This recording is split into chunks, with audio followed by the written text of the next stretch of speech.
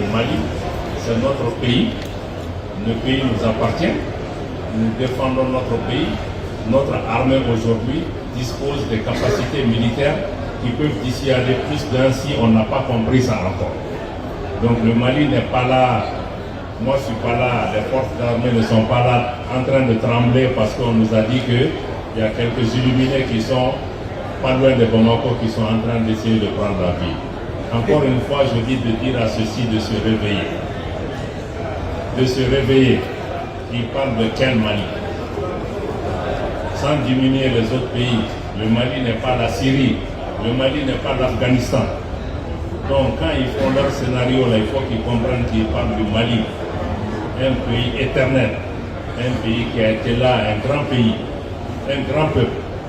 Et qui ne va pas se laisser perturber par des élucubrations de chaînes de télévision étrangères pour nous faire peur. Ce que je peux dire, c'est que nos populations ont compris le stratagème, ils ont compris le jeu, ils ne sont pas dupes. Parce qu'en réalité, nous sommes dans une guerre par procuration. Il faut qu'on le comprenne encore une fois. Je dis, il ne faut pas qu'on pense qu'on est juste en train de faire face à des groupuscules terroristes. Non.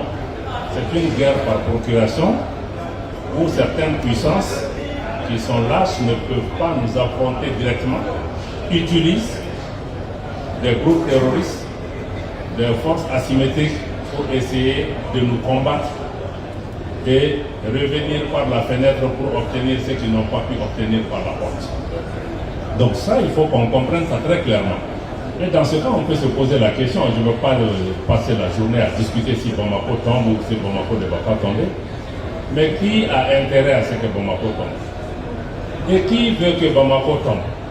Pourquoi on veut que Bamako tombe?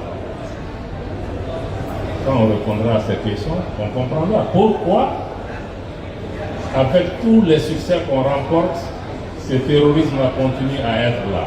Ces groupes terroristes qui ont des drones, ça vient d'où? Qui fabrique ça? Qui leur donne? Dans des zones où on n'arrive pas à manger, qui leur donne ces véhicules 4x4 rutilants, tous ces moyens? Je crois que quand on répondra à cette question, on comprendra que, en réalité, c'est d'autres. Récemment, j'ai vu même hier, le chef des services de renseignement français, qui était sur une télévision, et qui a dit qu'il ne pense pas que les terroristes peuvent prendre Bamako. Ça, il ne nous dit pas quelque chose, ça, c'est lui seul qui pensait ça, pas nous. Et que ce n'est même pas leur volonté de prendre Bamako. On dit, ah bon, donc vous connaissez leur volonté. Comment vous connaissez leur volonté? Est-ce que c'est vous qui leur donnez cette volonté? Est-ce que c'est vous qui les commandez?